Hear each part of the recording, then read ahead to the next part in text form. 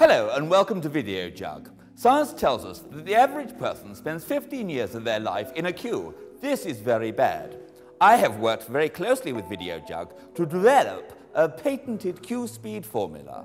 Watch closely and I will explain how Q is a function of S plus F plus D plus W all times C times X to ensure that you will always select the fastest queue.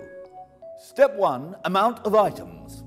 The speed of the queue is governed by the number of the items passing through the checkout rather than the number of the shoppers in the queue. A long queue of shoppers with few items will move faster than a short queue with many items.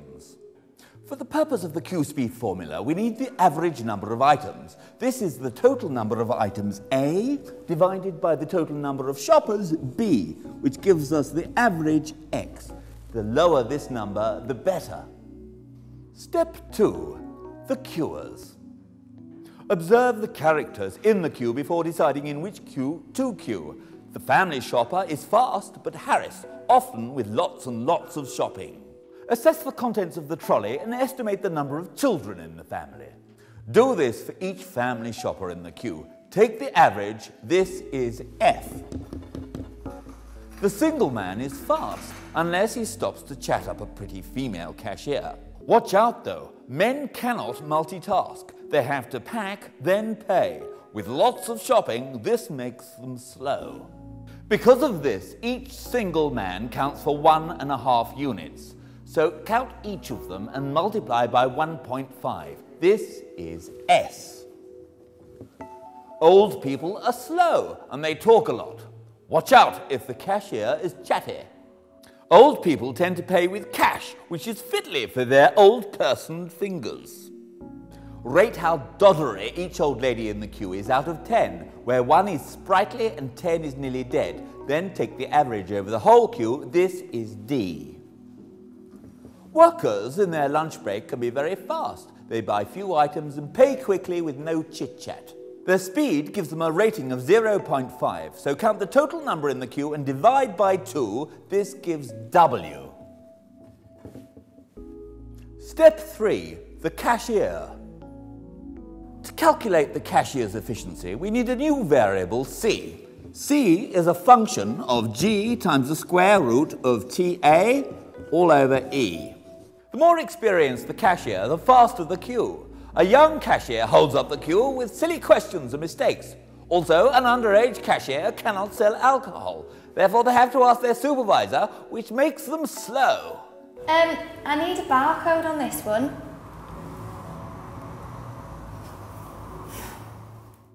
Watch the cashier and estimate their experience out of 10. This is E. A chatty cashier makes old people slow. See how talkative they are and rate out of 10. Multiply this number by the number of old people in the queue. This final number is T. If there are single men in the queue, rate the cashier's attractiveness out of 10. This is A. If there are no single men in the queue, A is 1. The female cashier is faster because the male cannot multitask. But the experienced male is faster than the inexperienced female. G is 1 if the cashier is female and 2 if they are male. Step 4. The formula. To summarize, our cashier variable C can now be inserted into our main formula for the function Q. To demonstrate this formula, we're going to choose between 2 queues. The first queue has 1 sprightly old lady with 10 items, 1 family shopper with 40 items, and a cashier who is a fairly experienced male, but very talkative. So we have a total of 50 items spread across 2 shoppers, which gives us an average of 25.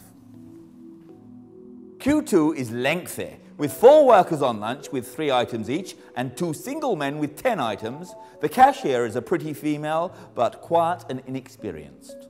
So the average number of items is 5.3 recurring.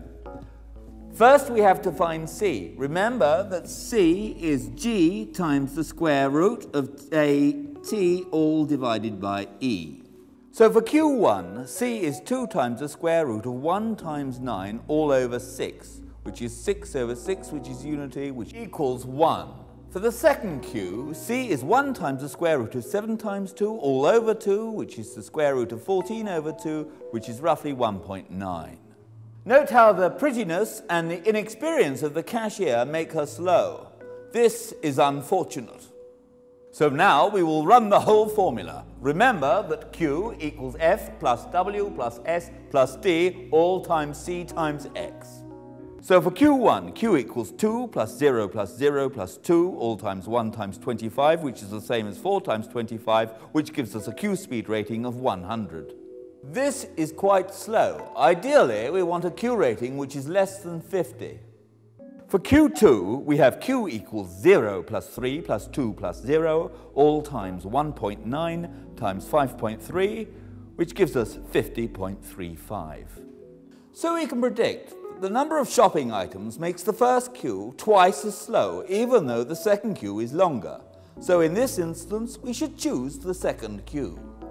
Of course, there are certain random variables which affect the outcome of this formula. They include the fiddly typing in of the barcode when the scanner doesn't work, the person going back for the buy one, get one free offer, the person who can't find their wallet, the person paying with vouchers, the person whose car doesn't work, and the customer who suddenly demands cash back.